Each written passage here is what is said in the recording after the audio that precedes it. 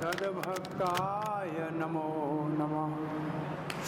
ओम नमो भगवते वासुदेवाय।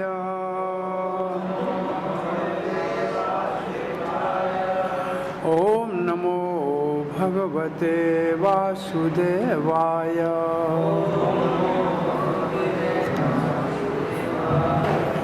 ओम नमो भगवते वासुदेवाय।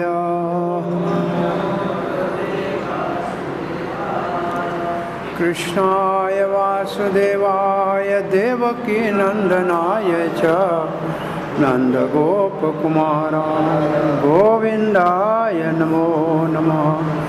जय श्री कृष्ण चैतन्य प्रभु नित्यानंद श्री अद्वैत गदाधर शिवासादि गौर भक्त वृंद। हरे कृष्णा कृष्णा कृष्णा हरे हरे, हरे राम राम राम हरे हरे। श्री कृष्ण बलराम मंदिर इस्कॉन वृंदावन के भाग्यशाली भक्त भगवद गीता यथारूप के 9वें अध्याय की पूर्णाहुति की ओर अग्रसर। आज हम 30वें श्लोक से आगे पढ़ेंगे भगवान की भक्ति की महिमा। अपि चेतस दुराचारो भजते मामनन्यभाक् साधुरेव समन्तव्यः सम्यक् विवस्थितो हि सः। इसके बाद वाला भी पढ़ लेते हैं साथ में, फिर समझना आसान होगा। क्षिप्रं भवति धर्मात्मा शाश्वत शांतिं निगच्छति कौन्तेय प्रतिजानीहि न मे भक्तः प्रणश्यति। अब अपि चेतस दुराचारो, कोई दुराचारियों में सबसे अधिक दुराचारी क्यों न हो। तो दुराचारी 100 दुराचारी इकट्ठे हो, उसमें से 10 निकालो, 10 में से 1, ये हो गया शुद्ध दुराचारी। भजते माम अनन्य भाग, परंतु मेरे अतिरिक्त और किसी का भजन नहीं करता है, केवल मेरा भजन करता है। और कोई साधन भी नहीं, केवल भक्ति का साधन। मेरी सेवा करता है और कहीं नहीं जाता है। साधुर एव, उसको साधु ही मानो। मंतव्य जो है ये भगवान का आदेश है। जो उसको साधु नहीं मानेगा उसको अपराधी है। क्यों उसको साधु माने? सम्यक विवस्थितो ही सः, वो सही जगह पे आया है। सम्यक मतलब सही, व्यवस्थितों का मतलब मेरी भक्ति में लगा हुआ है ना। सम्यक व्यवस्थितो ही सही स। तो फिर वो ऐसा व्यक्ति जो दुराचारी है, आपको भोग लगाएगा, आप अर्पण उसका स्वीकार कर लोगे? आपकी पूजा करेगा, स्वीकार कर लोगे क्या? सम्यक का अच्छी तरह से, व्यवस्थित का मतलब भक्ति में लगा हुआ। क्या शब्दार्थ में क्या लिखा है?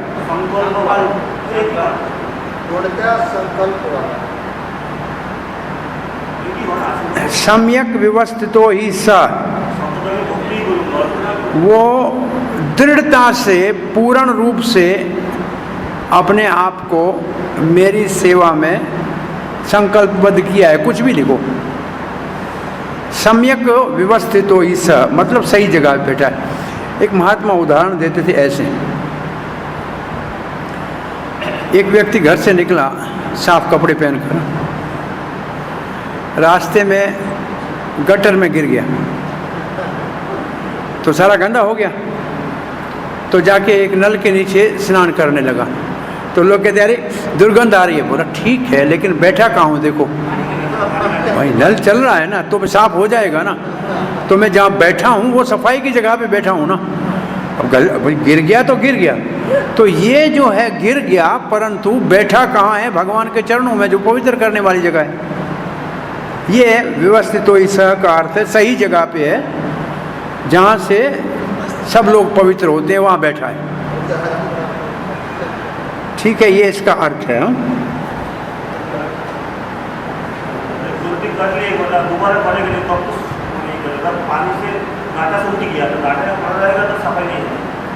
क्या करेगा?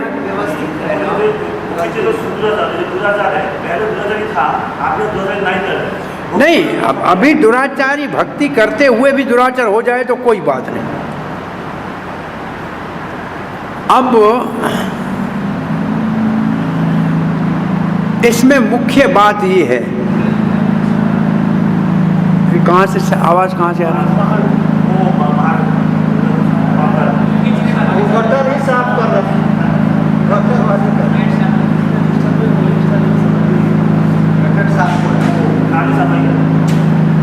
वही क्लियर हम लोग इधर की सफाई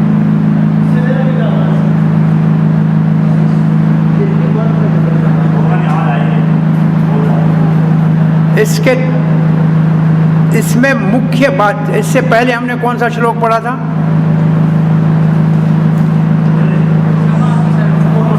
उसमें खास बात क्या थी? मेरे उसमें कल्प वृक्ष और भगवान में अंतर क्या था? तो भगवान भक्त में आसक्त है, ये उस बात की सूचना के लिए श्लोक है। भगवान का स्वभाव है भक्त में आसक्त होना। भक्त कोई धृष्टता करे, दुराचारी बने, फिर भी भगवान उसको नहीं छोड़ते, क्योंकि ये भगवान का स्वभाव है। तो मुख्य बात है ये। चक्रवर्ती बात देखते हैं, मेरे भक्तों में मेरी इतनी आसक्ति होती है और ये मेरा स्वभाव है। वो अगर वो अपराध करता है तो मेरी आसक्ति कम नहीं होती, उससे गलती भी हो जाती है तो भी मैं उससे प्रेम करना बंद नहीं करता हूँ। ये भगवान की तरफ से है, भगवान का स्वभाव है अपने भक्तों से मैं आसक्त होना। वो भक्त किसी कारण से अकस्मात कोई गलत काम भी करे तो भगवान का उसके प्रति दोष दृष्टि नहीं होती, उससे प्रेम और आसक्ति कम नहीं करते। ये भगवान की बात छोड़ो, प्रभुपाद जी के शिष्य कितने बड़े गलत काम करते थे, कभी नहीं छोड़ा उनको। उनसे जो स्नेह था, गुरु का स्नेह जो शिष्य के साथ है, उसका कभी छेदन नहीं किया। भाई एक सन्यासी सन्यास छोड़ के गृहस्थ में चला जाए तो उसको वांतासी कहते हैं। वांतासी का मतलब वमन को उल्टी करके फिर खाया। परंतु एक ऐसा सन्यासी डंडा भेज दिया प्रभुपाद जी को कि मैं सन्यास रख नहीं सकता। वो प्रभुपाद जी यहाँ मिलने आया। प्रभुपाद जी ने कोई भी आश्रम में रहो, हमको छोड़ के मत जाओ। उसने इतनी सेवा की थी, ऑस्ट्रेलिया और न्यूजीलैंड में स्थापना इस्कान की करने में बहुत बड़ा काम किया था। तो जैसे गुरु शिष्य की गलतियों को दरगुजर कर दा, दरगुजर का मतलब कोई बात नहीं, सुधर जाएगा। ऐसे भगवान करते तो हैं, तो भगवान करते हैं तो भगवान के भक्त भी करते हैं जो प्रतिनिधि है। कितनी गलतियां हैं, प्रभुपाद ने पता नहीं कितनी गलती अपराध करने वालों को क्षमा कर दिया। सिद्धांत के कोई विरुद्ध जाते थे तो बहुत सख्त थे। मायावाद आदि कोई सिद्धांत दूसरा हो तो सख्ती करते थे, बाकी संसारी कोई बात नहीं है। तो प्रभुपाद जी का तात्पर्य पढ़ेंगे, बहुत अच्छा है, इसका बहुत अच्छा है। और मैं इस श्लोक के अन्य चीज़ें पढ़ के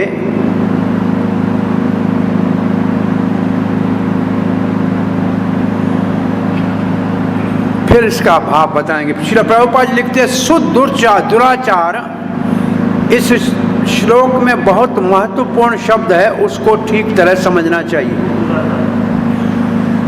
अब इस समझाते प्रभुपाद ऐसा कहीं आपको समझने के लिए नहीं मिलेगा किसी भगवत गीता की टीका में।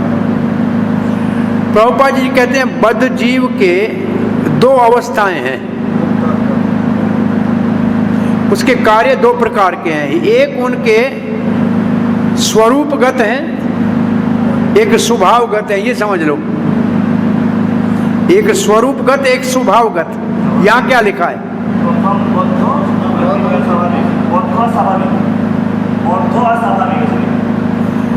एक स्वभावगत और एक स्वरूपगत।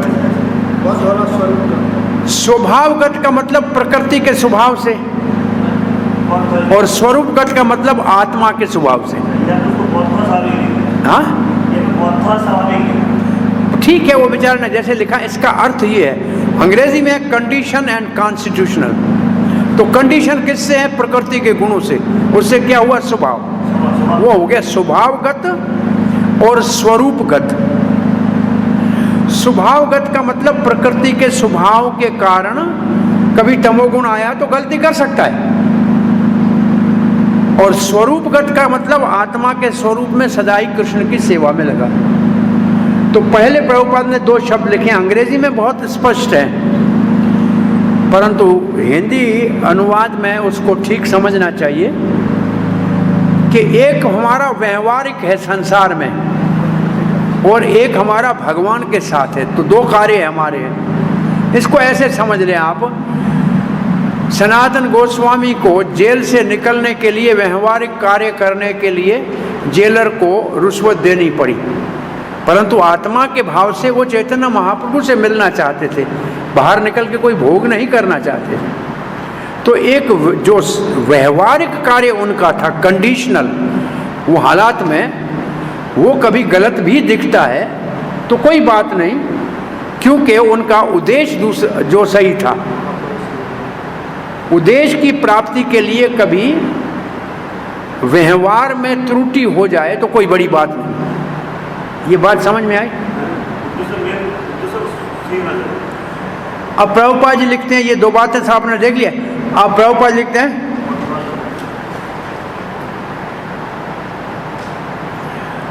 और जो स्वरूपगत कार्य करते हैं वो भक्ति में लगे होते हैं, उनके कार्य दिव्य होते हैं,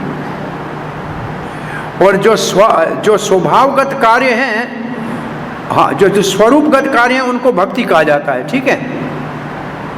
और स्वभावगत जो कार्य हैं, कभी कभी क्या होता है, स्वभाव के और स्वरूप के कार्य दोनों साथ साथ चलते हैं, एक बराबर चलते हैं, कोई दोनों में भेद नहीं होता है। भाई स्वरूपगत कार्य मेरा है सेवा करना, और मेरा स्वभाव भी है मैं सेवा कर रहा हूँ, तो दोनों आपस में मेल खाते हैं। कभी कभी ऐसे होता है कि एक दूसरे के विपरीत काम करते हैं। स्वभाव वाला कार्य गलत हो सकता है, स्वरूप में वो तो स्थित है ही, परंतु स्वभाव में कोई गलती हो सकती है। अब प्रभुपाद ने सिद्धांत क्या बता दिया, हमारी क्रियाएं दो प्रकार की हैं, एक समझ लो, एक शरीर के स्तर की, एक आत्मा के स्तर की। आत्मा के स्तर की क्रियाएं भगवान की सेवा की है, उनको भक्ति कहते हैं। शरीर के स्तर की क्रियाएं हैं, संसार में खाना है, पीना है, परिवार है, मित्र है, उनसे व्यवहार करना है। तो प्रायः दोनों साथ भी चल सकती हैं, जैसे भक्त है या शरीर का कार्य भी वही, आत्मा का भी वही है, परंतु संसार में कभी कभी साथ न चले तो शरीर के कार्य में त्रुटि हो सकती है, परंतु आत्मा के कार्य में कोई दोष नहीं है। ये प्रभुपाद जी का अभी तक का तात्पर्य। जहां तक संभव है भक्त बड़ा सावधान होता है,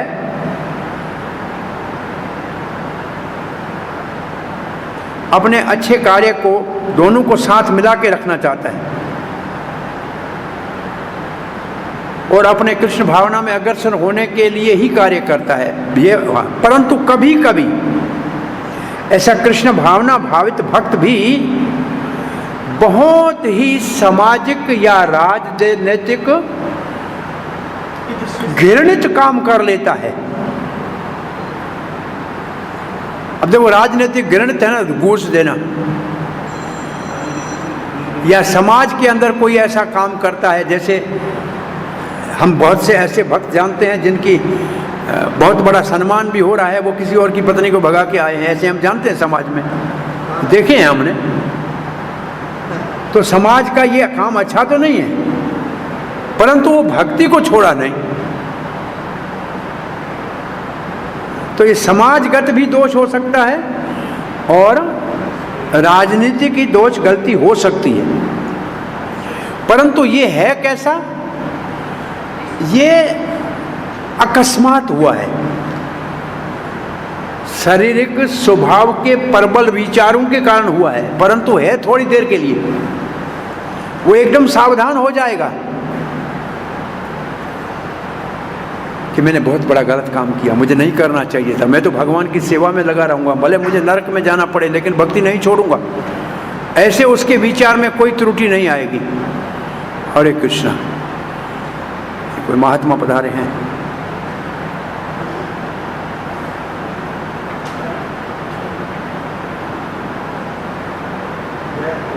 हरे कृष्णा। कहाँ से पधारे? वहाँ पर बैठो बैठो बैठो। हाँ,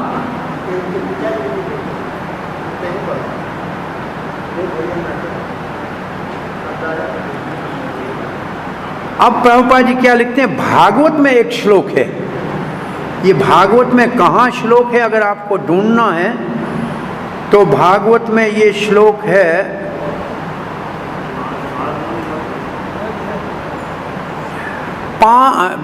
11:2 के अंदर है। उसका भाव क्या है? उसका भाव है कि भगवान अपने भक्त को स्वयं पवित्र करते हैं।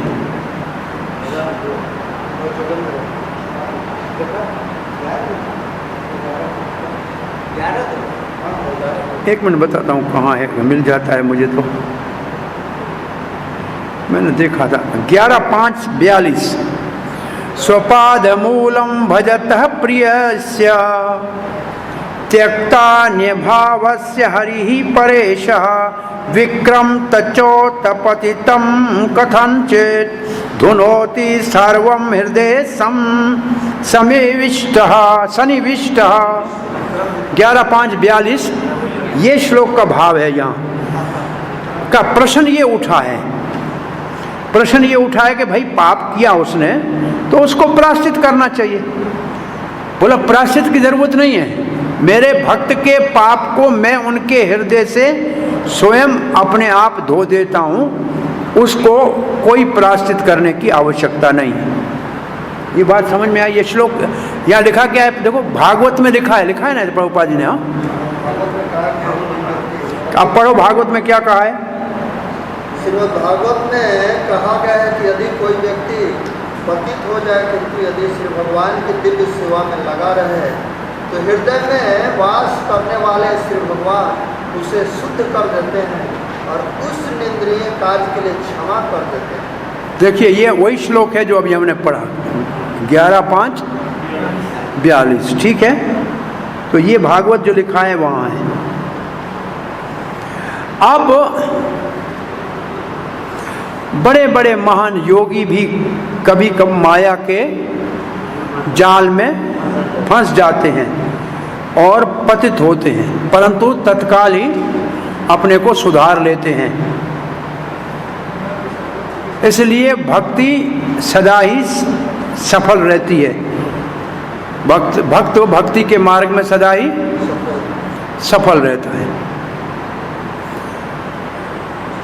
भक्ति अपने आप में इतनी शक्तिशाली है कि वही पवित्र कर देती है और किसी पवित्रता की आवश्यकता नहीं है। अब यहां तक जो तात्पर्य था, इस तात्पर्य को कहते हैं उदार तात्पर्य। उदार तात्पर्य, उदार का मतलब बड़ी दिल वाला तात्पर्य कि भक्त है, भक्ति में लगा है, अकस्मात कोई पतित हो गया तो भगवान पवित्र कर देगा, कोई परवाह नहीं। ये उदार तात्पर्य है, उदार, बहुत उदार तात्पर्य है। अब आता है बहुत कंजर्वेटिव तात्पर्य। कंजर्वेटिव का मतलब बहुत सावधानी वाला तात्पर्य है। इसका अर्थ ये नहीं है कि भक्त ऐसे अकस्मात पतन को अपने जीवन का शैली बना ले के भक्ति से मैं अपने आप शुद्ध हो जाऊंगा।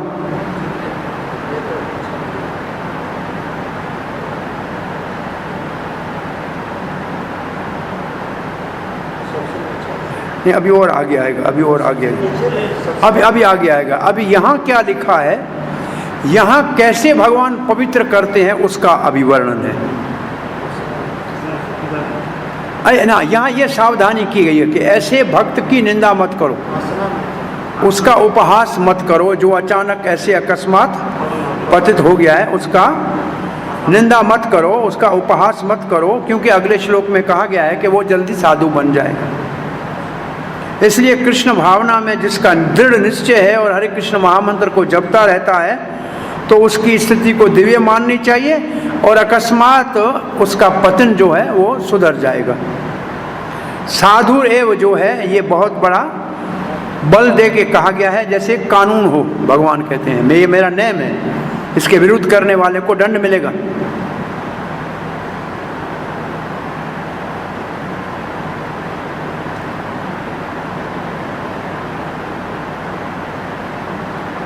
अगर ऐसे भक्त का कोई उपहास करता है तो भगवान के नियम का उल्लंघन करता है। उस भक्त का गुण क्या होना चाहिए? वो अनन्य सेवा में लगा रहे और कहीं न जाए। भजते अनन्य भाग बहुत महत्वपूर्ण शब्द है। अब ये नरसिंह पुराण का श्लोक दिया हुआ है कि ऐसा पतन ऐसा है जैसे चांद में काला धब्बा। चांद में जो शशांक, चांद का एक नाम क्या है? शशांक। शश कहते हैं खरगोश को, उसका निशान है। तो उस शशांक के कारण चांद की रोशनी में कोई रुकावट नहीं आती,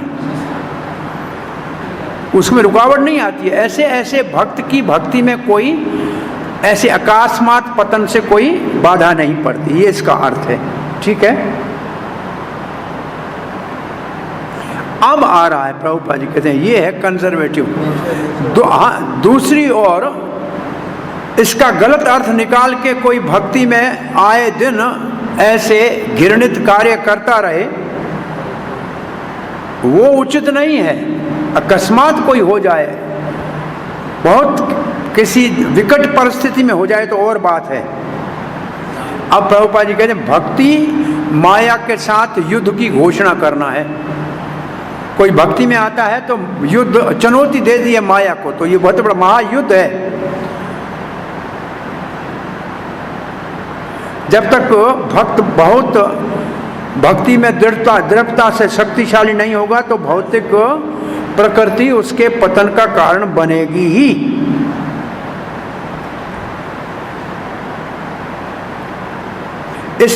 ये है कंजर्वेटिव कमेंट्री। कंजर्वेटिव कमेंट्री का क्या अर्थ है? इस श्लोक का लाभ लेके कोई पाप करता रहे वो ठीक नहीं है। और उदार कमेंट्री क्या है? कोई बात नहीं, भगवान उसको पवित्र कर देंगे। तीसरा भक्ति विनोद ठाकुर का एक इसमें भाव है, उसको कहते हैं रसिक कमेंट्री। भक्ति विनोद ठाकुर ने 2 टीकाएं लिखी है, अभी तक मिली नहीं हमारे महात्मा को दोनों। एक टीका लिखी है बलदेव विद्याभूषण की टीका के ऊपर, वो भूषण रंजनी, और एक विश्वनाथ चक्रवर्ती की टीका सार्थक दर्शनी के ऊपर रसिक रंजनी लिखी है। ये 2 हैं, बंगाली में है, उपलब्ध है। एक तो मेरे पास अंग्रेजी में है, रसिक रंजनी है, मैं समझता हूँ। आप ही तो भाई ये तो ढूंढो। अब पहली लाइन को पढ़ो, अपि चेतस दुराचारो। रसिक रंजनी तो यहाँ है, और भूषण ऐसे कुछ, जो बलदेव विद्याभूषण की जो टीका है ना, वो उसका नाम है भूषण, क्या नाम है, सिद्धांत, ऐसे कुछ शब्द है उसके लिए। वो कहते हैं ये श्लोक गोपियों के लिए है। गोपी अपी से दुराचारी है, घर छोड़ा, पति छोड़ा, रात को कृष्ण के पास चली गई तो वो दुराचारी हो गई ना। ऐसी गोपियों जैसा कोई दुराचार करे अनन्य भक्ति के कारण भगवान के, इसको जो सही समझता है उसको साधु मानो। वो जल्दी धर्मात्मा हो जाएगा और पवित्र हो जाएगा, गोपियों को नहीं। गोपियों का कृष्ण के साथ जो व्यवहार थे वो तो दुराचार है ना। गोपियां क्या कर रही हैं? पति परिवार सब छोड़ के जा रही है ना, तो सुदुराचारी हुई ना। परंतु जा कहाँ रही है? कृष्ण के पास। इसलिए उनको, उनके इस कार्य को जो ठीक समझता है वो साधु है, उसको साधु मानो, उसकी निंदा मत करो, क्योंकि वो सही है, वो जल्दी धर्मात्मा बन जाएगा। ये है रसिक रंजनी टीका, ये है रसिक टीका इस श्लोक की। उदार टीका, संकीर्ण टीका और रसिक टीका, इसके 3 भाव हैं। प्रभुपाद ने उदार और संकीर्ण दोनों दिए। अब ये श्लोक भी उसके साथ मिला। क्षिप्रम भवति धर्मात्मा शाश्वत शांतिम निगच्छते कौन्तेय प्रतिजाने न मे भक्त प्रणश्यते।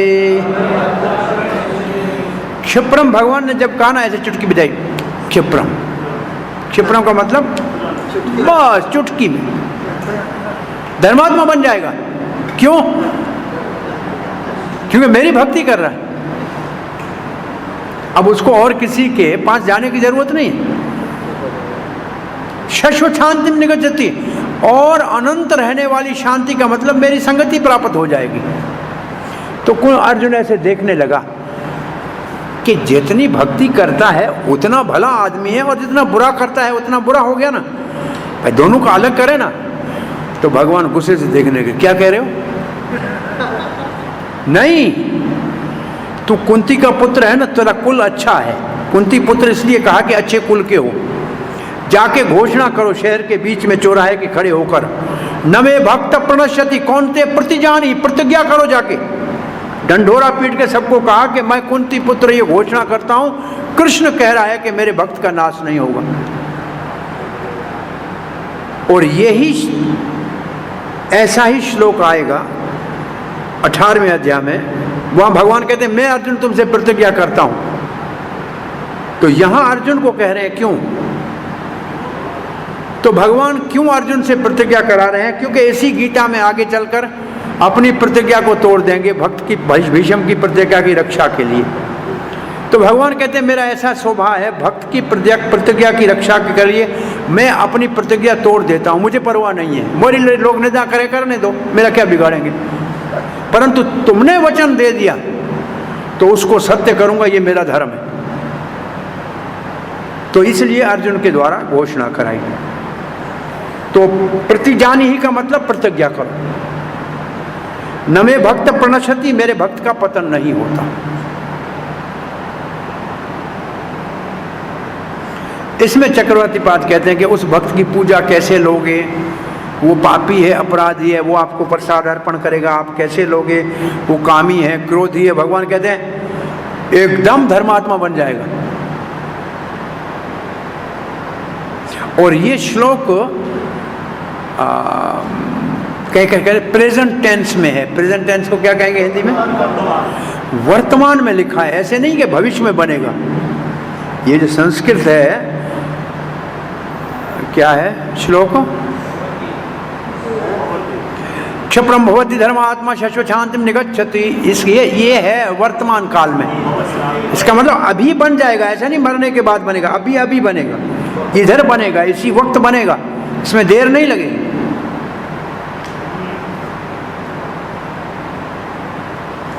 क्योंकि वो बेचारा पश्चाताप करेगा कि मैं बड़ा अपराधी हूं, मैं ऐसा काम कैसे किया, भगवान का भक्त हूं और ऐसा मेरे से दुष्ट कार्य क्यों किया, हो गया।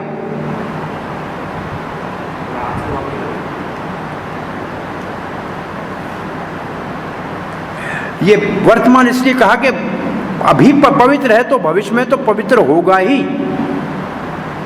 इसका मतलब उसमें पवित्रता पहले से अंदर पड़ी हुई है सूक्ष्म रूप से, उसको केवल प्रकट होना है। वो स्वरूपगत है, पहले स्वरूप में तो पहले ही स्थित है, बस इसका बाहर का स्वभाव के कारण कुछ हो गया है। अब उदाहरण पर दे रहे हैं चक्रवर्ती पाद, भाई रोग है, बुखार है, आपने दवाई ले ली, तो अब रोग का प्रभाव कम हो ही गया ना, आज नहीं तो कल, नहीं तो 2-4 दिनों के बाद खत्म ही हो जाएगा। तो आप भक्ति कर रहे हो तो ये आपके अंदर जो पतन की थोड़ी सी जो भी त्रुटि है ये भी बहुत जल्दी खत्म हो जाएगी।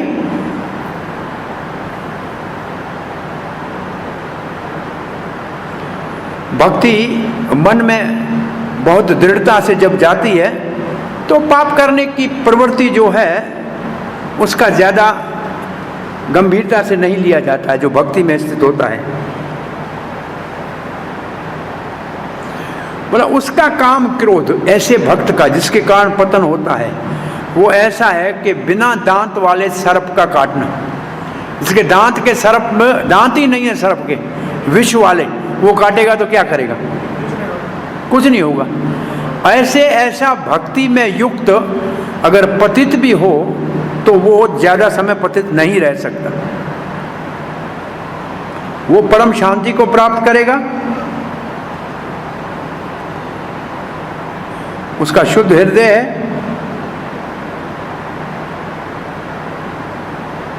अब जाके डंडोरा पीट के सबको बता दो मेरा भक्त कभी नहीं पतन नहीं होगा।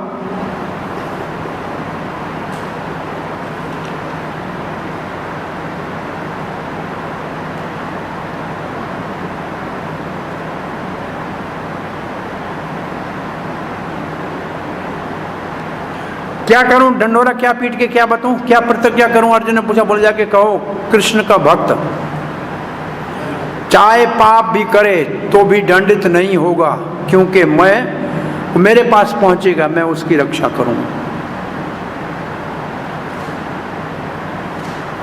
कहते हैं कुछ लोग जो अहंकारी है, पापी है, कहते हैं ना, उनका अहंकार समाप्त हो जाएगा और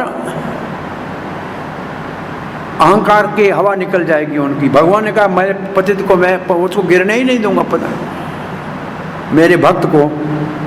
और जो तर्क वितर्क करते हैं वो अपने आप हार जाएंगे। श्रीधर स्वामी ने ये अर्थ लिखा है, आर्ग्यूमेंट्स डिफीटेड, प्राइड डिफ्लेटेड। तर्क समाप्त, अहंकार खत्म। अर्जुन क्यों बोले इसका हमने आपको बता दिया। हाँ, बलदेव विद्याभूषण लिखते हैं, कठोपनिषद में लिखा है जो पाप कर्म नहीं छोड़ता है वो कभी शांति नहीं प्राप्त कर सकता है, इंद्रियों को और मन को वश में नहीं कर सकता है, वो भगवान को प्राप्त नहीं कर सकता है, ये लिखा है। जब यहाँ लिखा है कि ये श्लोक कहता है कि पापी भगवान को प्राप्त ही नहीं कर सकता है, कठोपनिषद का श्लोक है, तो आप कैसे कहते ये पापी व्यक्ति का परिचय है। ये स्वभावगत पापी और स्वरूपगत पापी व्यक्ति का परिचय है। परंतु जो मेरा अनन्य भक्त है, अनन्य भाग मेरा भजन करता है, वो पवित्र हो जाएगा अकस्मात पतन से। क्योंकि भक्ति नहीं, मैं ही पवित्र करने वाला हूं। मैं उनके हृदय में बैठा हूं, अंदर से पवित्र कर दूंगा और तत्काल वो भक्त धर्मात्मा बन जाएगा और इसका मंदिर वृंदावन में सेवा करने लग जाएगा। नहीं, ऐसा नहीं लिखा है, मैं धर्मात्मा बन जाएगा और इसका में सेवा करने लग जाएगा। हरे कृष्ण।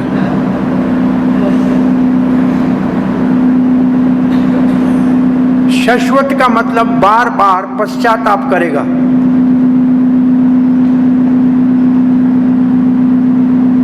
तब उसको सब दुखों से निवृत्ति हो जाएगी, शांति प्राप्त होगी। जो मुझे मेरे स्मरण में बाधा डाल रहे थे वो सब पाप समाप्त हो जाएंगे। अर्जुन कहते जो स्मार्त हैं, जो वेदों का केवल नाम में पालन करते हैं, वो तो कहेंगे कि ये तो ठीक नहीं है, पापी को कैसे महात्मा माने। तो भगवान ने थोड़ा क्रोध करके कहा, ये कुंती पुत्र जाके ऐसे स्मार्त के समाज में जाके घोषणा करके बता दो कि कृष्ण के भक्त का पतन नहीं होता। वो कहेंगे पश्चाताप करो। बोला कोई जरूरत नहीं है पश्चाताप के। पश्चाताप क्या कहते हैं उसको, पाप हो जाए तो प्रायश्चित की कोई जरूरत नहीं। तब ये श्लोक लिखा है जो आपने पढ़ा 11:5-42, स्वपाद मूलम भजतः प्रियस्य, प्रेम से जो भगवान के चरणों का भजन करता है, त्यक्ता अन्य भावस्य हरि परेश, और सब भाव छोड़ के भगवान के सेवक के भाव में हरि परेश, परमेश्वर हरि का विक्रम करे। चक्रवर्ती पाल ने कहा अपी से दुराचारो, ये है विक्रम। भजते माम अनन्य भाग, मेरा अनन्य भजन करता है, ये तो भक्ति है। साधु एवं मंतव्य, ये तो सतोगुणी है। तो वो पहला विक्रम ही भक्ति के प्रभाव से साधु बन जाएगा, अगर भक्तों का संग करेगा और भक्ति में लगेगा। इसका अर्थ भक्ति कोई भी किसी भी अवस्था से कर सकता है। इसका एक भाव ये है कि भक्ति, क्योंकि दुराचारी जो होगा वो तो विक्रम ही है, तो विक्रम से भी भक्ति शुरू की जा सकती है। धुनोति सर्वम हृदय सन्निविष्ट, क्योंकि मैं उनके हृदय में बैठा हूं। विक्रम यच्छ उत्पतितम कथंचन, अचानक उससे, अचानक समझते हो, अकस्मात उससे कोई विक्रम हो जाए, धर्म के विपरीत कार्य हो जाए, तो मैं उसके हृदय में बैठा उसको पवित्र कर देता हूं, उसको मैं सुधार दूंगा। और कुंती पुत्र क्यों कहा कि आप तो बड़े कुलीन हो, आपकी बात को लोग मानेंगे। अब प्रभुपाद जी का तात्पर्य है, प्रभुपाद जी कहते हैं इसका गलत अर्थ नहीं निकालना चाहिए। इसको क्या लिखा है, इसको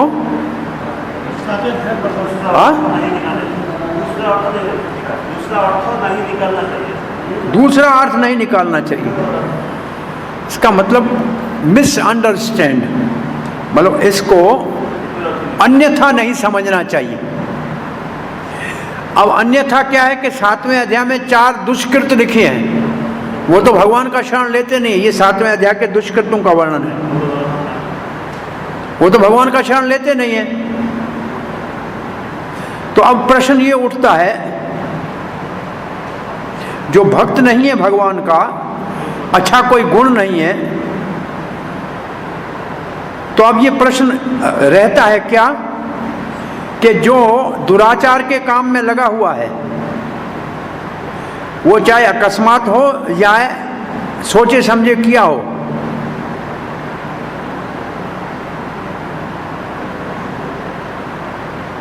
तो वो शुद्ध भक्त कैसे होगा? तो ये प्रश्न जो है न्यायिक है, इसको पूछना चाहिए। क्या लिखा है? ये न्याय युक्त प्रश्न है, ठीक प्रश्न है।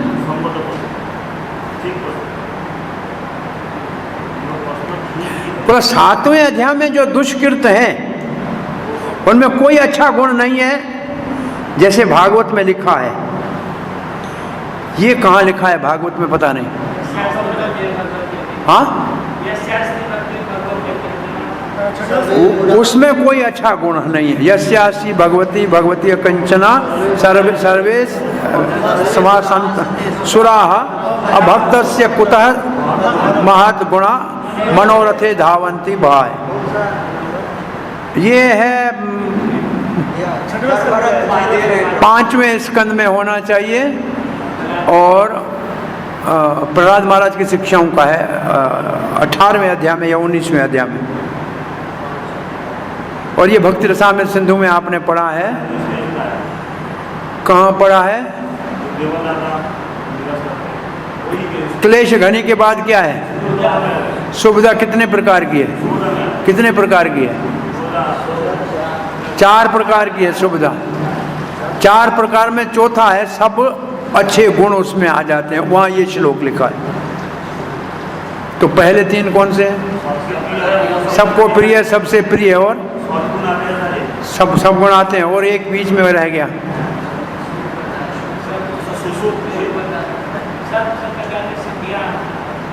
हाँ, शुभदा। शुभदा में क्या है? अच्छे गुण तो चौथे नंबर पे है।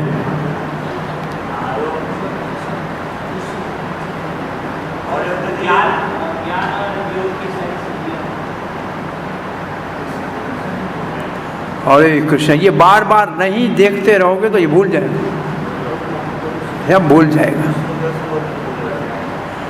अब प्रभुपाद जी क्या लिखते हैं? जो 9 प्रकार की नवदा भक्ति में लगे हुए हैं उनके भौतिक हृदय में कलमश सब धुल जाते हैं।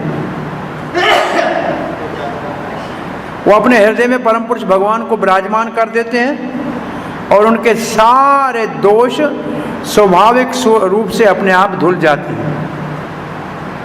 कोई प्रमाण का श्लोक है क्या इसके लिए? नवदा भक्ति में श्रवण आदि करते हैं तो सब कुछ हो जाता है।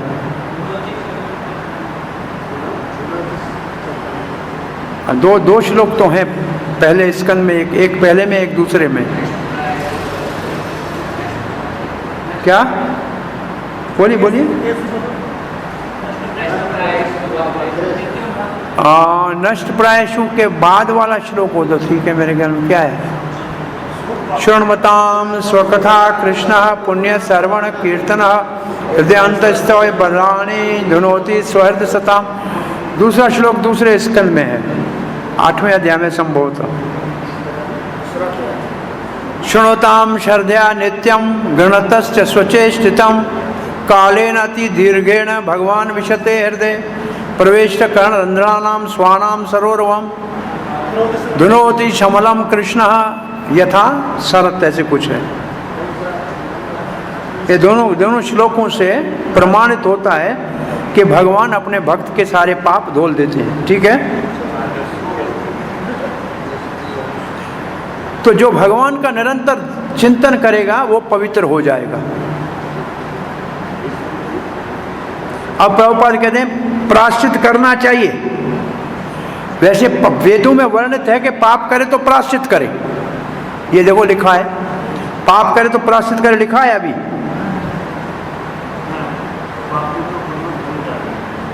प्रायश्चित लिखा नहीं होगा इसने, जो जैसे लिखा है ना अंग्रेजी में, प्रायश्चित लिखा ही नहीं होगा इस हिंदी वाले ने। मैं समझता हूँ नहीं लिखा होगा उसने। वेदों में लिखा है पाप करने वाले को पाप धोने के लिए कोई कार्य करना चाहिए, ऐसे कुछ लिखा होगा ना। अनुष्ठान नहीं, ये शब्द है। कौन सा शब्द है? प्रायश्चित।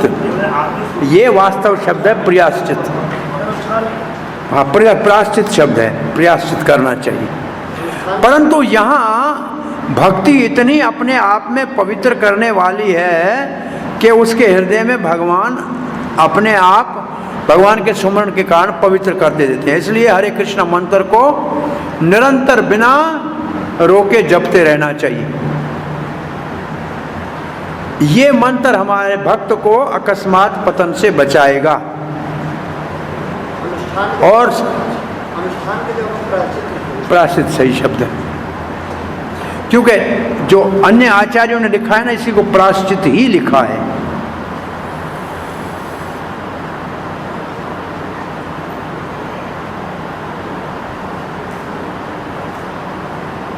एटॉर्नमेंट लिखा है, प्रायश्चित लिखा है। ये बलदेव विद्याभूषण ने इसको प्रायश्चित ही लिखा है। तो अब हम कहाँ पहुंचे? अब ऐसे करेगा तो निरंतर भौतिक कलमश से बचा रहेगा।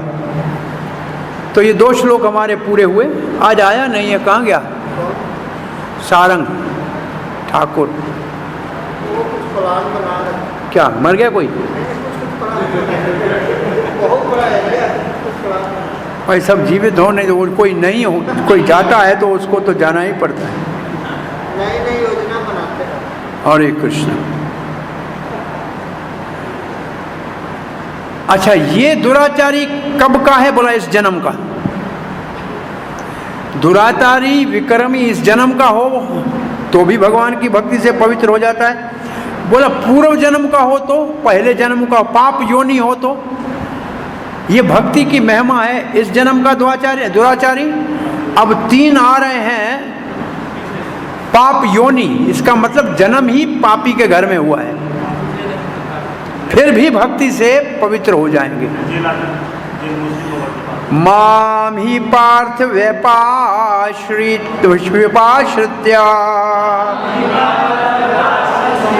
ये पिसोयः पाप योन्यः श्रियो वैश्यास्तथा शूद्राः तेपि यान्ति पराम गतिम। सबसे महत्वपूर्ण शब्द इस श्लोक में माम व्यपाश्रितः, जो मेरा शरण लेते हैं, ये है सबसे महत्वपूर्ण शब्द। ठीक है, माम ही व्यापाश्रित, जो मेरा ही केवल शरण लेते हैं। ही जो शब्द है और महत्वपूर्ण है, जो एकमात्र केवल मेरा शरण लेते हैं, फिर वो भले पाप योनि हो, ये पाप योन्य सोय अपि, भले फिर वो किसी पाप योनि में जन्म लिया हो, जैसे कि स्त्रियों वैश्यास तथा शूद्रास। ते भी यान्ति माम गतिम, वो भी मुझे प्राप्त करते हैं। तो ये है पाप योनि। इसके ऊपर बहुत से आप प्रचार में जाएंगे तो स्त्रियां लड़ाई करेंगी, शूद्र लड़ाई करेंगे कि हमको पाप योनि क्यों कहा गया।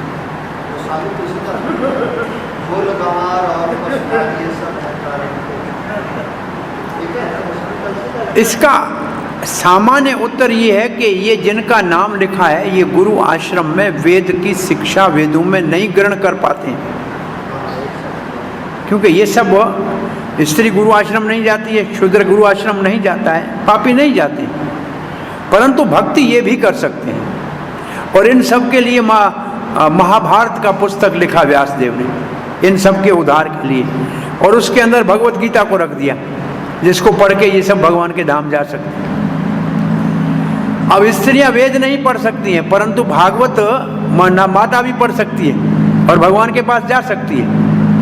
तो ये जो भगवान ने व्यासदेव के अवतार में जो भागवत का प्रकाशन किया, ये इन सबको भक्ति के लिए किया, और भगवत गीता को महाभारत में रख के भगवान कृष्ण की भक्ति प्रबल करने के लिए सबको सौभाग्य प्राप्त करा दिया। तो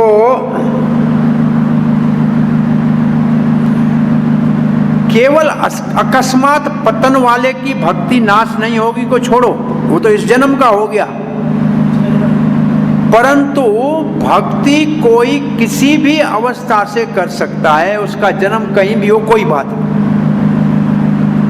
और इसके लिए श्लोक क्या लिया है पाप योनि के लिए?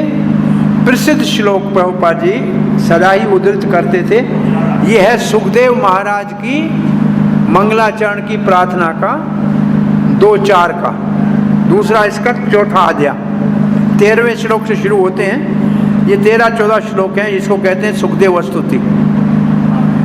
क्रातोणांध्र पुलिंद पुलकशा आभीर शुंभ यवनाकशाद्य ये पिये पापा यद पाप अपाश्रिया शुद्ध्यन्ति तस्मै प्रभु विष्णवे नमः। इसमें महत्वपूर्ण शब्द क्या है? भगवान के भक्त का शरण लेंगे तो प्रभु विष्णु भगवान की शक्ति से भक्ति से वो शुद्ध हो जाएंगे, चाहे वो ऐसे पाप, ये सब पाप योनि है। और भागवत में इनके ऊपर प्रभुपाद जी का कोई 4-5 पृष्ठ का तात्पर्य है, हर एक के लिए उदाहरण दिया है। और वो पुराने कथाओं में जाने की जरूरत नहीं है, प्रभुपाद जी के प्रचार में इन सब देशों से भक्त बने हैं, इन सब देशों से भक्त बने हैं। तो ये पाप योनियों का उद्धार करने में। और फिर दूसरा श्लोक भी भागवत के 3:33 से दिया है, 3:33-7। औबत स्वपचोत्गरियान् जज्जीवाग्रे व्रतते नाम तुभ्यं ते पतुस्तपस्ते जो वो संसोरार्या ब्रह्मारुचोर नाम गणति ये ते। इसका अर्थ क्या है? पापी के जवान के ऊपर नाम आए, इसका अर्थ उसने पहले तपस्या यज्ञ तप दान सब कर लिए, अब तो भगवत नाम ही गाएगा।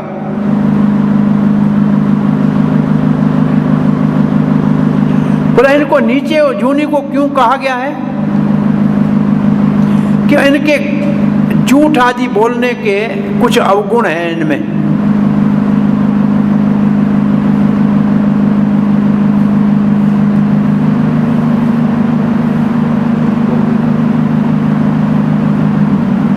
तो ये शुद्ध कैसे होंगे? मेरे भक्तों के संग से शुद्ध होंगे। इनकी शुद्धि मेरे भक्तों के संग से होगी। अज्ञानता से मुक्त हो जाएंगे और विशेष रूप से मुक्त हो जाएंगे। जो पाप योनि है, पाप की ओर प्रवृत्ति होती है, परंतु जब भगवान का शरण लेते हैं, कौन से भगवान का लिखा है? वासुदेव श्री कृष्ण का, उनके भक्तों का संग करते हैं तो वो परम गति को प्राप्त करते हैं। जो योगियों को नहीं होती है उस गति को प्राप्त करते हैं, ये निश्चय है। प्रभुपाद जी लिखते हैं,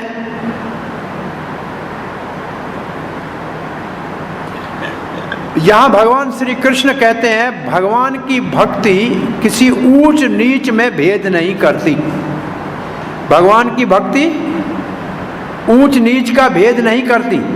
भौतिक जगत में ऊंच नीच का वर्णन हो सकता है, परंतु भक्ति दिव्य है और इसमें कोई ऊंच नीच का विचार भगवान नहीं करते। कोई भी भगवान की भक्ति करके परम गति को प्राप्त कर सकता है। श्रीमद् भागवत के 2:4-18 का श्लोक अभी हमने पढ़ा, वो किरात हुण आदि एक ये। इसलिए भगवान के किसी शुद्ध भक्त के निर्देश में कोई भक्ति करे तो फिर ऊंच जाति का है या नीच का है उसकी चिंता करने की जरूरत नहीं है। वो भगवान के सेवा में लग सकता है और भक्ति करके भगवान को प्राप्त कर सकता है। अब प्रभुपाद क्या लिखते हैं? बहुत आसान क्या है भगवान के भक्त का शरण लेना। वो हमारे को उसके निर्देश में हम पवित्र हो जाएंगे। अब प्रभुपाद के 4 वर्ण है। सात्विक ब्राह्मण होता है, राजसिक और तामसिक क्षत्रिय होता है, और तमो से रजो अगर मिला हुआ है तो वैश्य है, और तमो में क्षुद्र है। उससे नीचे चंडाल कहा जाता है, जो पाप योनि होते हैं। परंतु सामान्य रूप से जो पाप योनि है उनको ऊपर के वर्ण आश्रम वाले संगति नहीं करते हैं, दूर रखते हैं। परंतु भक्ति इतनी शक्तिशाली है कि वो शुद्ध भक्त बन जाते हैं और ये नीच जाति वाले भी उत्तम स्थान को प्राप्त कर सकते हैं। ये केवल भगवान श्री कृष्ण का शरण लेने से संभव है। और इसमें इसलिए व्यपाश्रित शब्द जो है वो बड़ा महत्वपूर्ण है। अब ऐसा व्यक्ति बड़े बड़े ज्ञानी और योगी से भी ऊपर पहुंच जाएगा। अर्जुन ने भगवान की ओर देखा कि ये सब तर जाएंगे, मेरा क्या होगा? तो भगवान ने कहा किम पुनर्ब्रह्मणा पुण्या भक्ता राजऋष्यस्तथा अनित्यम असुखम लोकम इमं प्राप्य भजस्व माम। तो अभी जो भक्ति की महिमा में इस जन्म का दुराचारी का वर्णन है, पाप योनियों का वर्णन है। अब जो पुण्य है उनका क्या कहना? वो तो भक्ति करते ही हैं। इसमें 3 है। किम पुनर्ब्राह्मणा, तो फिर ब्राह्मणों की क्या बात करें। पुण्य भक्ता, जो पुण्य भक्त हैं, और तीसरे राजऋषि हैं, ये तीन हैं। तथा क्योंकि इनको क्या पता है, बोला इनको दो बातें जानते हैं। ये क्या जानते हैं, अनित्य असुखम लोकम, वो समझते हैं ये लोक नित्य नहीं है और यहाँ सुख भी नित्य नहीं है। इसलिए उनको भगवान आदेश देते, इमाम प्राप्य, यहाँ आ गए हैं, भजस्व माम आदेश, इसलिए मेरा भजन करो अर्जुन, इसलिए मेरा भजन करो, मेरी सेवा करो। भजन का अर्थ है सेवा करो। तो इसमें तीन प्रकार के पुण्य कर्म नाम का वर्णन है। भक्त और ब्रह्मणा पुण्य और राजऋषि।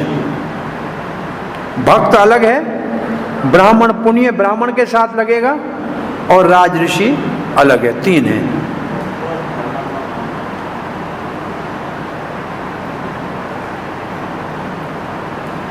प्रभुपाद लिखते हैं भौतिक जगत में लोगों का विभाजन है अलग वर्ण आश्रम के अंतर्गत।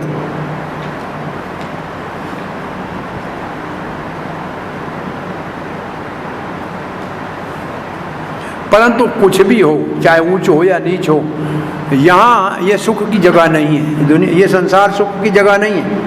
इसलिए यहाँ अनित्यम असुखम लोकम कहा गया है। थोड़े समय के लिए रहेंगे और दुखमय है। ये किसी सभ्य व्यक्ति के रहने का, सभ्य और क्या लिखा है, सेन जेंटलमैन, सेन कहते हैं जो पागल नहीं है। जो पागल नहीं है उसको क्या कहेंगे,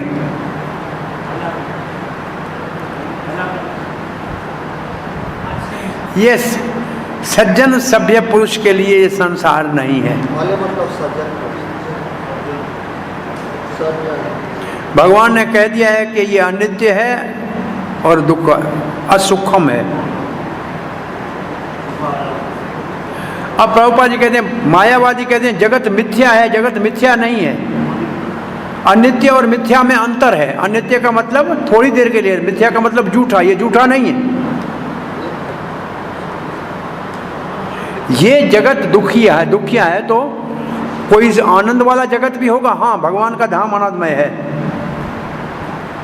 अर्जुन राज ऋषियों के कुल में जन्म लिया है अर्जुन ने, इसलिए भगवान कहते हैं आप भक्ति को तत्काल भक्ति के कार्य में लगो और भगवत धाम आओ।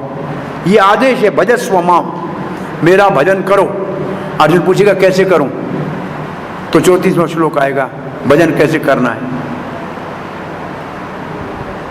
इसलिए हर एक को भगवान के वक्षस्थल का आलिंगन करना चाहिए, ऐसे लिखा है क्या? तभी शाश्वत सुख को प्राप्त करेगा। क्या लिखा है? प्रत्येक व्यक्ति को श्री भगवान के हृदय में लगना चाहिए, जिससे वह सदैव सुखी रह सके। भगवान के हृदय में लगना चाहिए, क्या कर जाएगा? सेवा में निरंतर मतलब जाके भगवान को गले मिले, लिखा है ऐसे है, गले मिले जाके, या भगवान के गले पड़ना चाहिए जाके। क्या हम कहाँ जाए? और सरेंडर हो जाना चाहिए आपके बिना और कोई नहीं। इसका मतलब भगवान को अपने हृदय में बसाना चाहिए। इसलिए सबको भगवान को अपने हृदय में बसाना चाहिए और शाश्वत सुख को प्राप्त करना चाहिए। और भक्ति एकमात्र माध्यम है जो सारे समाज के सब प्रकार के लोगों की समस्या का समाधान कर सकती है। इसलिए सबको कृष्ण भावना को स्वीकार करके और जीवन की सफलता और सिद्धि को प्राप्त करना चाहिए। अब पूर्णाहुति का श्लोक पढ़ते हैं। मन मना भव मद भक्तो मदयाजि माम नमस्कुरो मामे वेश्यसि युक्त्वैवम् आत्मानं मतप्रायणाः। मन मना आपके मन से मेरा चिंतन करो। भाव मद भक्तो मेरे भक्त बनो, मद याजी मेरी पूजा करो, माम नमस्करो मुझे प्रणाम करो। आपका शरीर और मन मुझ में तलीन करोगे, एवं आत्मानाम युक्ता, एवं आत्मानाम युक्त्वा, शरीर और मन से मेरे चिंतन में निमग्न रहने से, मत प्रायण मेरा शरण लेने से, माम एवेश्यसी मेरे पास आओगे।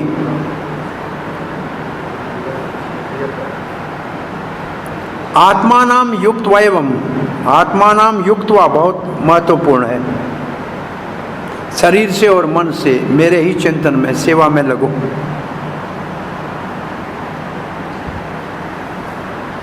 कैसे पूजा करें? भजस्व माम, कैसे भजन करें? तो भगवान उत्तर दे रहे हैं, 4 सूत्री प्रोग्राम है ये भगवान का, ये श्री कृष्ण का 4 सूत्री प्रोग्राम है। हम प्रचार में लोगों को कहते हैं भगवत गीता में भगवान के संदेश अनेक हैं, उपदेश अनेक है, परंतु आदेश एक है। संदेश और उपदेश अनेक है भगवत गीता में, आदेश एक है, भव मत भक्तो मेरा भक्त बनो, ये आदेश है। बाकी सब संदेश और उपदेश हैं, परंतु ये आदेश है, मेरे भक्त बनो। तो ये भक्ति का साधन है। आपका शरीर और मन मेरे चिंतन में लगाओ, आत्मा नाम युक्ता, आप मेरे पास आओगे। शुद्ध भक्ति की महिमा का वर्णन किया गया है, वो असल में राजगुह्य है, राजगुह्य है शुद्ध भक्ति, अनन्य भक्ति राजगुह्य है। क्योंकि वो ऊपर नीचे का ध्यान नहीं करती, सबको अपने शरण में ले लेती है। ऊंच नीच जाति के भेदभाव वो शुद्ध भक्ति, उसमें कौन योग्य है कौन अयोग्य है ये भक्ति में नहीं देखा जाता। इसलिए भक्ति महान है, इसलिए भक्ति राजगुह्य है।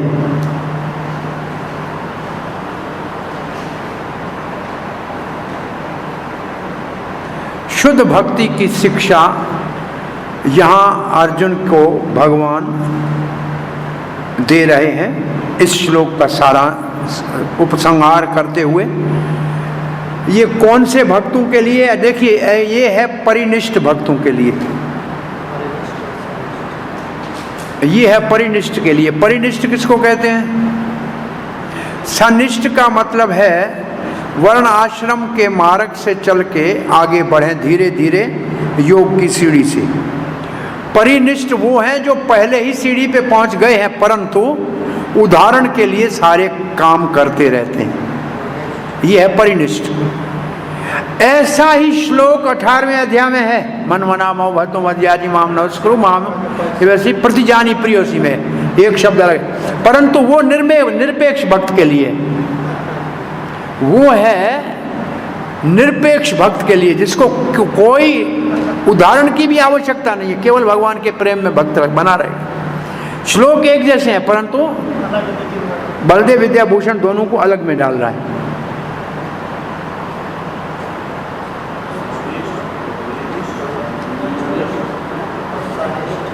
अब उदाहरण मन मना को कैसे उदाहरण दिया है?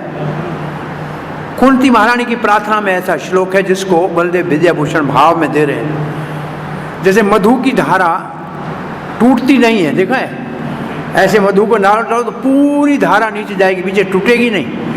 ऐसे भगवान का चिंतन धारावाहिक होना चाहिए। और कुंती महारानी ने कैसे बोला है? गंगा गंगोत्री से निकल के गंगा सागर तक बिना किसी रुकावट पे जाती है। ऐसे मन, ये क्या है? धारणा। ये मेरे मन की वृत्ति ऐसे आपके चिंतन में लगी रहे। मन मना का उदाहरण कौन है? आपको पूछा जाए, मन मना का उदाहरण कौन है? गोपियां। और चैतन्य महाप्रभु की लीला में श्री चैतन्य मनोभीष्टम रूप गोस्वामी, चैतन्य महाप्रभु के मन के भाव को जान जाना। जो भगवान के मन में है वो करना एक मार्ग है मन मना का, और मन में सदा भगवान का चिंतन बना रहे। किसका सदा मन भगवान के चिंतन में रहा था? सुमरण भक्ति का आचार्य भी मनमना है, तो सदा ही समर्थ रहा। और अम्बरीश महाराज मन कृष्ण पदार विंदयो, ये सब एक दृष्टि से मनमना वाला उदाहरण है। परंतु भगवान ने अपने मुख से गोपियों के लिए उद्धव को कहा, मन मनस का मद अर्थ त्यक्त जीविता। गोपियां मेरी ने मन मुझको दे दिया है, मन मनस का है, और वो जीवन भी नहीं रखना चाहती मेरे बिना। मन मना भव मत भक्तो, मेरे भक्त बनो। और भक्त का उदाहरण तो स्वयं अर्जुन है, जिसको भगवान कहते हैं भक्तों सी में सका चेती। आप मेरे भक्त हो तो भक्तों को क्या करना चाहिए? यदि करिष्यत वचनम, जो आप कहोगे वो आज्ञा का पालन करूंगा, ये भक्त हो गया। मदयाजी, मेरी पूजा करो। भगवान की अर्चन का आचार्य कौन है पूजा का? पृथु महाराज। मुझे नमस्कार करो, ये वंदना का आचार्य अक्रूर जी। ये जैसे ऐसे उदाहरण आप इसका ढूंढो तो ये सब प्रकार के उदाहरण मिलेंगे।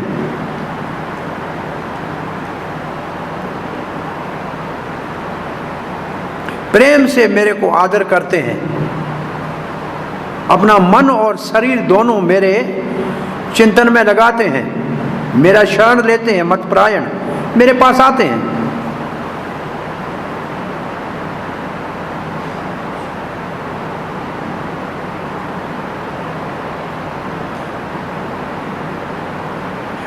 इस श्लोक, इस अध्याय में भक्ति को गंगा की धारा की तरह पवित्र कहा गया है, जिसमें कोई भी स्नान करता है पवित्र हो जाता है।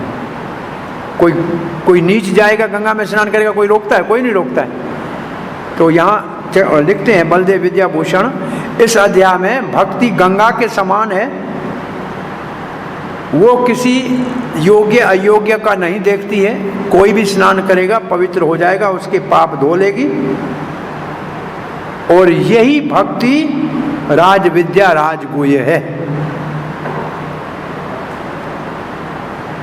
प्रभुपाद जी कहते हैं इस श्लोक में तो कृष्ण कॉन्शियसनेस को, कृष्ण भावना को स्पष्ट रूप से दर्शाया गया है, जो हमको भौतिक बंधन से मुक्त कर देगी। अब प्रभुपाद जी का तात्पर्य जो है, पहले भगवद गीता के टीकाकार मन मना का जो तोड़ मरोड़ करते हैं उनके लिए देखो, कुछ ऐसे भगवद गीता के ऊपर टीका करने वाले जो प्रामाणिक परंपरा से नहीं है, वो शब्दों का अर्थ बदल देते हैं। वो कहते हैं कृष्ण को प्रणाम मत करो, कृष्ण के भक्त मन मत बनो, कृष्ण को मन मत। कृष्ण के अंदर जो है, वो अंदर कौन है कृष्ण के पता नहीं। कृष्ण और कृष्ण के अंदर में कोई अलग नहीं है। ऐसे टीकाकार पढ़ने वाले के मन को पथभ्रष्ट कर देते हैं। वो कहीं भी सहायक नहीं बन सकेगा भक्ति के लिए। उनको ये पता नहीं है कृष्ण के मन और कृष्ण में कोई अंतर नहीं है। कृष्ण कोई सामान्य व्यक्ति नहीं है, वो परम सत्य है। उनका शरीर, उनका मन, वो स्वयं, ये सभी एक रस है, एक तत्व है, परम सत्य है। जैसे कूर्म पुराण में कहा गया है और भक्तिसिद्धांत सरस्वती ने लिखा है अपने अनुभाष्य में, चैतन्य चरितामृत में क्या लिखा है? देह देही विभेदो अयम नेवेशय नेशवरे विद्यते क्वचद। इसका अर्थ क्या? देह देही विदेहो अयम न ईश्वरे विद्यते क्वचित। ईश्वर के देह और देही में कोई अंतर नहीं है। भगवान कृष्ण और कृष्ण के शरीर में कोई अंतर नहीं है। इस भगवत कृष्ण के विज्ञान का ज्ञान नहीं है ऐसे तात्पर्य लिखने वालों को वो कृष्ण को छुपा देते हैं और कृष्ण के मन को कृष्ण से अलग कर देते हैं। ये प्रभुपाद जी का सारा तात्पर्य राधा कृष्ण की इस श्लोक के टीका के ऊपर है। उन्होंने कहा कृष्ण के मन, कृष्ण और मन अलग है। परंतु ये तो पूर्ण रूप से अज्ञान की बात है। कृष्ण विज्ञान के विषय में पूर्ण अज्ञानी है, परंतु कुछ लोग इससे लाभ लेते हैं और लोगों को पथभ्रष्ट करते हैं। कुछ तो उनमें से बिल्कुल असुरी प्रवृत्ति के हैं, वो तो श्री कृष्ण से ईर्ष्या करते हैं, जैसे कंस करता था। यहां लिखा है भगवान का मामा कंस जैसे करता था। वो भी कृष्ण का चिंतन कर रहा था, कंस भी, परंतु कर रहा था प्रतिकूल भाव से, कृष्ण मुझे मारेगा। ऐसा चिंतन काम का नहीं है। कंस जैसा चिंतन काम का नहीं है, क्योंकि वो अनुकूल नहीं है। अनुकूल ये न चिंतन करेंगे कृष्ण का तो वो भक्ति कहलाएगा। कृष्ण के ज्ञान का अनुशीलन करना चाहिए निरंतर, और ऐसा अनुकूल, ये शब्द देखो वैसे का वैसे शब्द दिया है, अनुकूल ये ना, अनुकूल ये न शीलनम, यहां लिखा है अनुकूल ये न शीलनम लिखा है। अनुकूल ये न शीलनम क्या है? गुरु से सीखो, प्रमाणिक गुरु से सीखो। अनुकूल ये न शीलनम है प्रमाणिक गुरु से सीखना।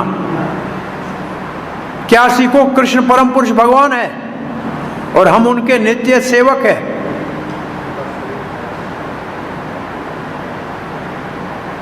उनका शरीर भौतिक नहीं है, वो सच्चिद आनंद है।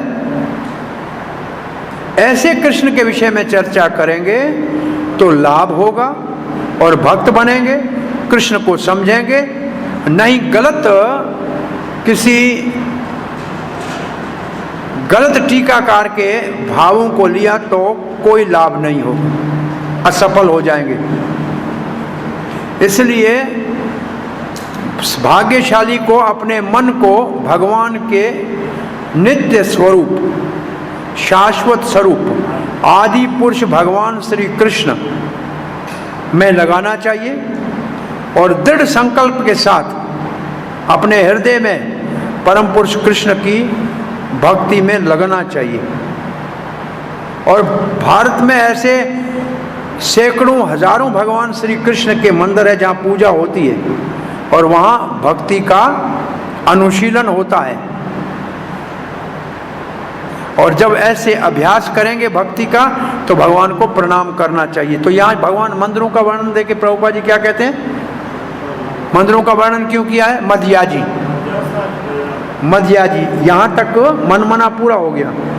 और भक्त कैसे बनना है उसके लिए बोला गुरु के शरण में जाओगे तब, और अनुकूल अनुसेवन करोगे तब भक्त बनोगे। मनमना की पहली परिभाषा, फिर भक्त की, अब है मध्याजी की, मंदिरों की। अब आ रहे हैं नमस्कार के ऊपर। ये चारों आपको मिलेगा इसमें टुकड़े में देखेंगे तो ठीक है। तो भगवान को प्रणाम करो, भगवान के सामने सर झुकाना चाहिए, अपना मन और शरीर भगवान की सेवा के सारे कार्यों में लगाना चाहिए। इससे हम पूर्ण रूप से कृष्ण के सुमरण में तलीन हो जाएंगे और कहीं भी विचलित नहीं होंगे। ये हमको कृष्ण लोक ले जाने में सफलता प्राप्त कराएगा, सहायता करेगा। हमें पथभ्रष्ट नहीं होना चाहिए ऐसे टीकाकारों से जो प्रमाणित नहीं है और जो परंपरागत नहीं है। नवदा भक्ति के कार्यों में लगना चाहिए श्रवण कीर्तन से। मानव समाज में शुद्ध भक्ति सर्वश्रेष्ठ उपलब्धि है।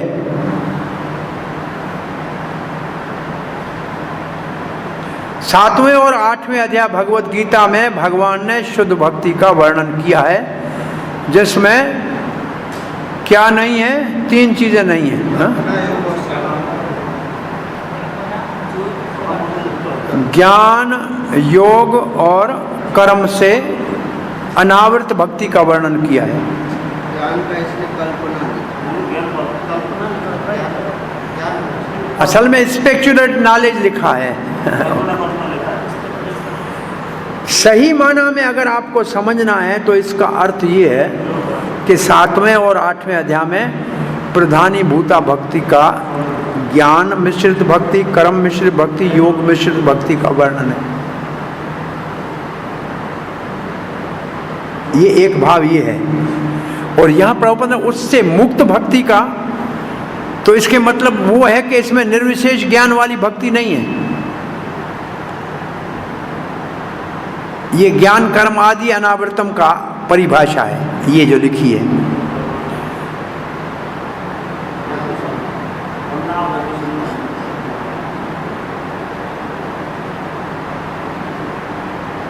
जो पूर्ण रूप से पवित्र नहीं हुए हैं वो भगवान के किसी अन्य रूप को, जैसे निराकार ब्रह्म ज्योति में या परमात्मा का ध्यान कर सकते हैं, परंतु शुद्ध भक्त तो सीधा भगवान की सेवा में लगते हैं।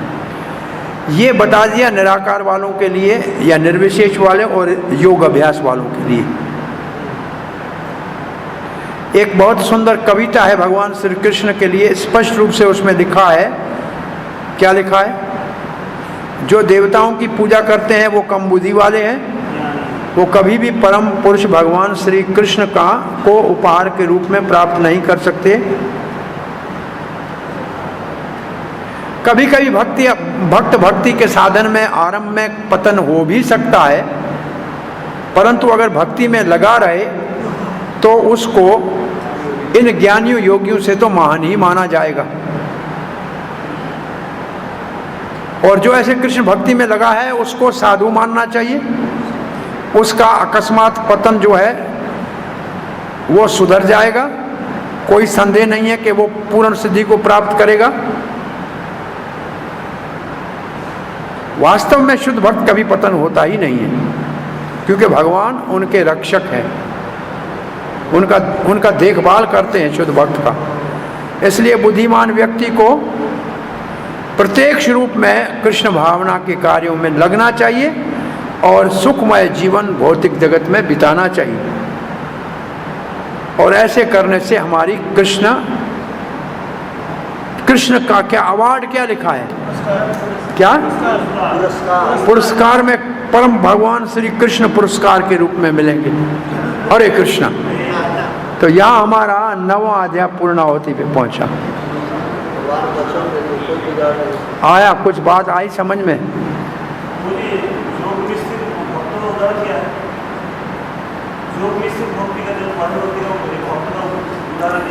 देखिए यहाँ जो श्रील प्रभुपाद ने लिखा है वो लिखा है, नीचे लाइन से लग रहा है कि निर्विशेषवादी जो ब्रह्म का चिंतन करते हैं, भक्ति नहीं करते हैं, थोड़ी भक्ति करते हैं, ये गुणी भूता का है।